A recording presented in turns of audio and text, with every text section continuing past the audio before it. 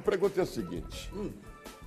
Eles jogam na Europa e vêm para o cemitério dos elefantes. Os diretores de clubes pedem para o governo amenizar a dívida que eles têm. Como é que eles fazem esse milagre, China? Há uma pressão política tremenda em Brasília, mas ontem já foi resolvido lá na Câmara dos Deputados Federais de que essa votação para equilibrar as finanças do clube, perdoar a dívida dos clubes, é isso que eles estão querendo, vai ser votado só depois das eleições.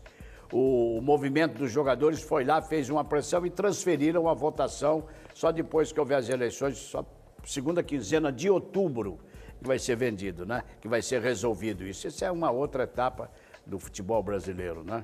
E a grande novidade mesmo, que vai ferver essa semana, é se o Robinho jogar contra o Corinthians na Vila Belmiro, né? O Robinho deve assinar com o Santos, ao lado do Leandro Damião, né? Ao lado do Thiago Ribeiro.